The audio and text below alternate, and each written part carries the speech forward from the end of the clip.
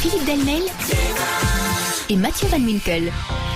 C'est vrai qu'on parle beaucoup des voitures neuves en raison du salon de l'auto qui s'ouvre aujourd'hui. Oui, des voitures neuves qui se sont moins bien vendues ces dernières années. Par contre, du côté des occasions, les chiffres restent relativement stables. Et c'est d'ailleurs dans ce secteur qu'est active l'entreprise Soco, filiale du groupe Proxicar. Elle compte 7 points de vente, dont 2 en région de Charleroi. Tous les véhicules qui arrivent dans ces différents showrooms passent d'abord par un tout nouveau centre unique en Belgique et basé à Courcelles. Grégory Fob et Nicolas Polocek s'y sont rendus.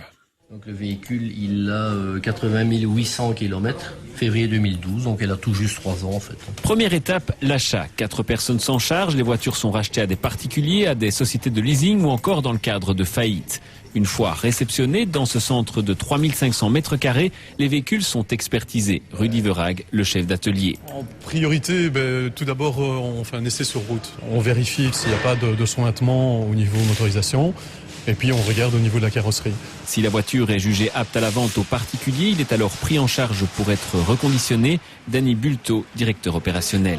On commence toujours le reconditionnement par la mécanique, parce qu'on n'est pas à l'abri de découvrir quelque chose qu'on n'aurait pas vu à l'expertise. Vient ensuite la carrosserie, le nettoyage et la séance photo avant la mise en vente dans l'un des showrooms du groupe. C'est une des grosses particularités de cet atelier, c'est qu'on travaille en flux tendu, un peu comme dans les chaînes de montage. Une trentaine de personnes travaillent dans ce centre qui a nécessité 2,5 millions d'investissements. Si on a fait cet investissement, c'est parce qu'on y croit. On est aussi dans un marché que l'on maîtrise beaucoup plus que le marché du véhicule neuf. Alors c'est pas un marché facile. Une des grosses difficultés aujourd'hui, c'est d'acheter des véhicules dans de bonnes conditions. Cette année, environ 4000 véhicules devraient être reconditionnés sur le site. L'objectif est d'atteindre le chiffre de 5000 en 2016.